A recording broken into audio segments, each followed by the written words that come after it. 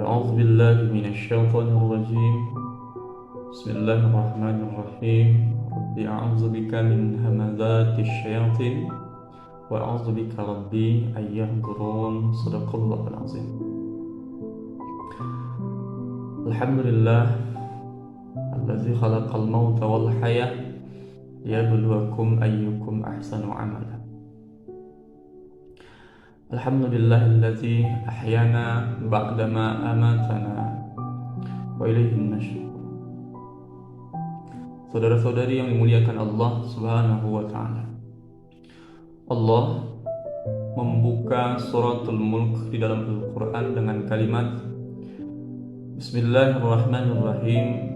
Tabarakalladzi biyadihil mulk wa huwa ala kulli syai'in qadir.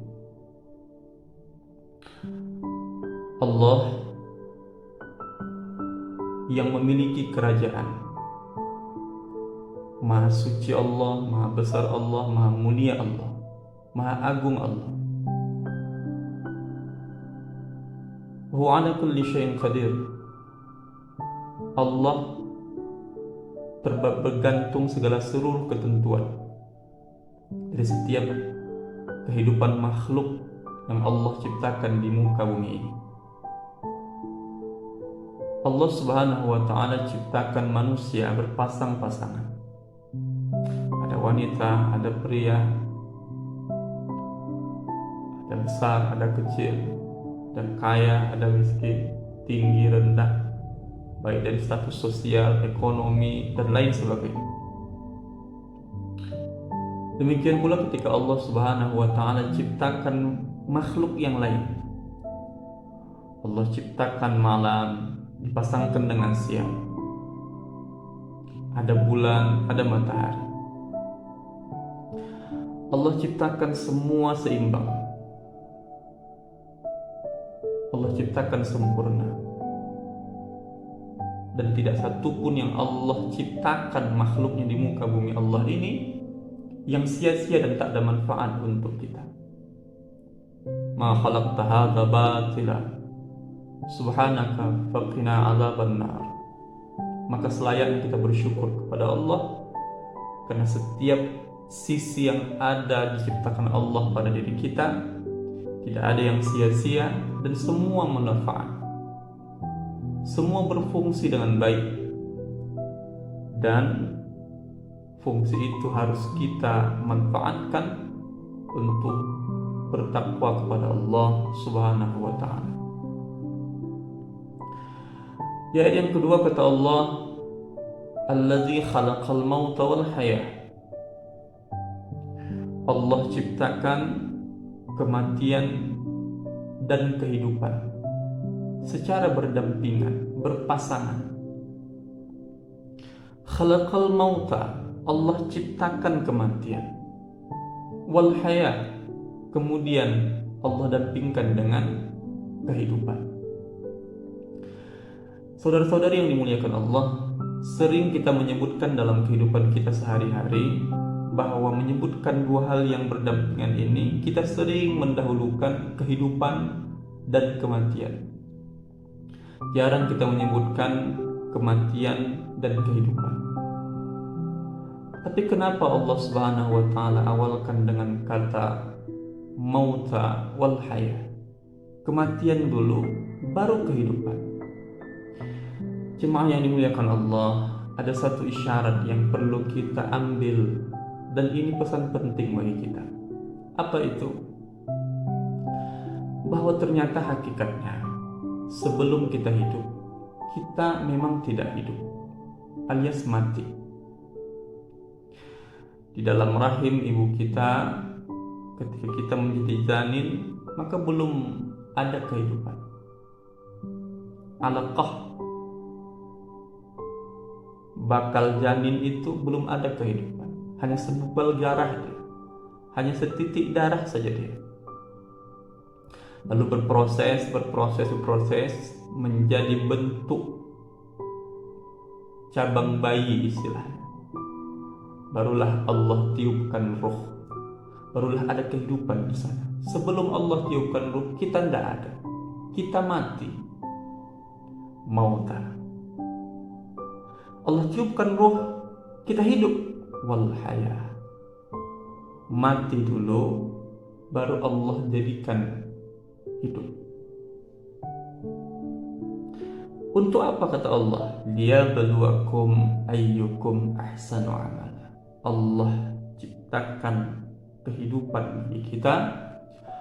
Allah turunkan kita ke dunia melalui rahim ibu kita.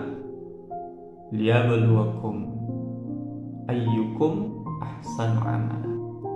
Untuk menjadi ujian bagi kita, menjadi tangga bagi kita, untuk naik terus mendapatkan derajat yang mulia dari Allah Subhanahu wa Ta'ala. Kehidupan ini sebagai jembatan bagi kita untuk meniti selangkah setapak mencapai negeri akhirat kita yang sesungguhnya.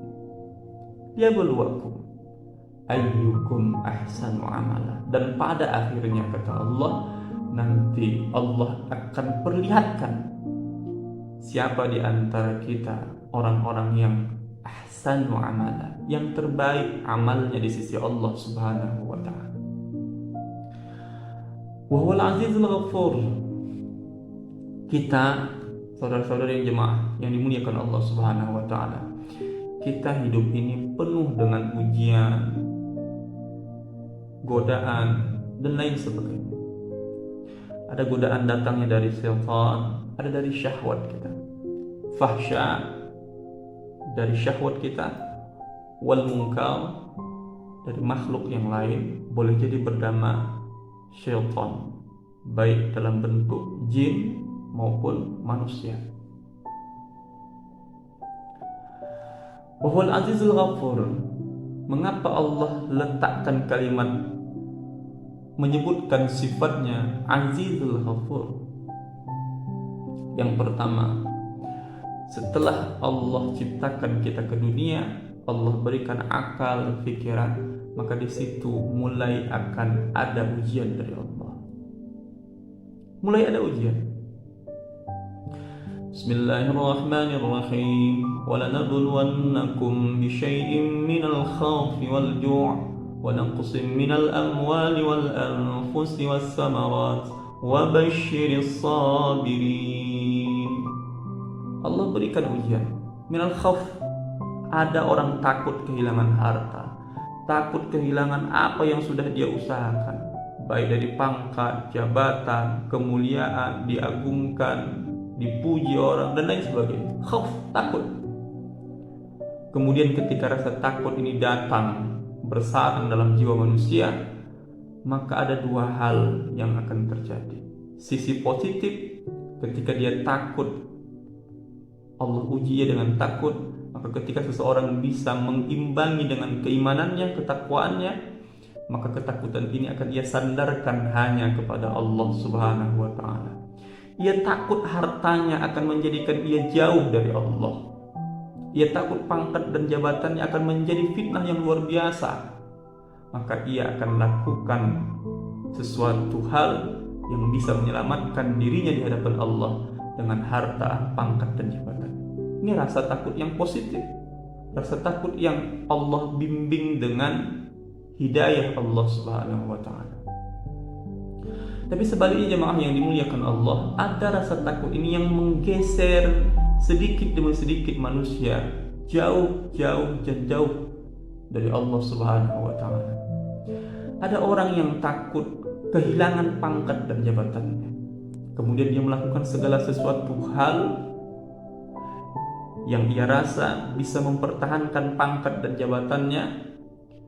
Ya sikut kanan sikut kiri, tidak peduli menginjak yang bawah asal bisa naik setangga ke atas, mengorbankan persahabatannya, persaudaraannya, bahkan mengorbankan tauhidnya kepada Allah Subhanahu wa Ta'ala. Ini rasa takut yang negatif, rasa takut yang dipengaruhi oleh jiwanya yang yang rusak, dan pengaruh-pengaruh makhluk yang lain, syaitan, baik dari sebangsa jin maupun manusia. Na'udzubillah. Oleh sebab itu kita bermohon kepada Allah. Bismillahirrahmanirrahim. Rabbi Wahai Tuhanku, a'udzubika, aku berlindung kepadamu, min hamadzati syayatin, dari bisikan-bisikan syaitan, baik yang berbangsa jin maupun manusia. Wa a'udzubika, dan aku berlindung kepada Engkau ya Allah, Rabbi, ayyahdurun, dari hadirnya gangguan syaitan itu bagi kita. Saudara-saudari yang dimuliakan Allah Subhanahu wa ta'ala, ketika kita menghadapi ujian ini, maka banyak yang tergelincir, banyak yang lalai. Ada orang diuji dengan kemiskinan, dia tetap bisa bermunajat kepada Allah di malam hari. Dia tidak lupa dengan kewajiban 5 waktunya. Bahkan di tengah-tengah keterbatasannya, ia masih mampu berbagi sedikit kepada orang fakir dan miskin.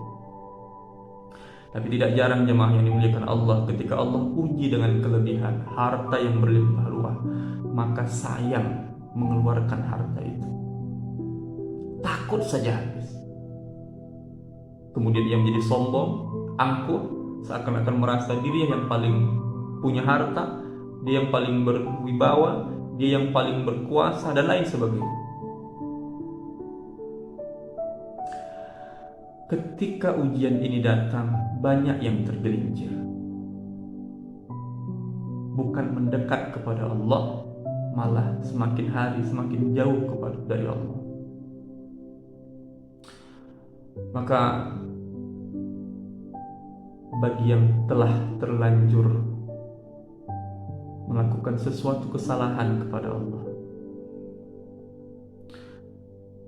menggunakan nikmat hayah hidupnya tidak menyembah kepada Allah Subhanahu wa ta'ala, maka bagi orang-orang yang pernah tergelincir itu, bagi kita yang pernah basah dalam lumpur itu, maka tidak ada kata terlambat untuk berubah, menghijrahkan diri kita untuk mendapatkan ampunan dari Allah Subhanahu wa ta'ala, untuk bertaubat, taubatan nasuha. Tidak ada kata terlambat, tidak ada istilah umurku sudah tua, tidak mungkin lagi melakukan hal-hal yang baik yang diperintahkan Allah. Tidak ada istilah itu. Karena setiap lisan yang basah dan kalimat hikmah dari Allah Subhanahu wa ta'ala itu kebaikan.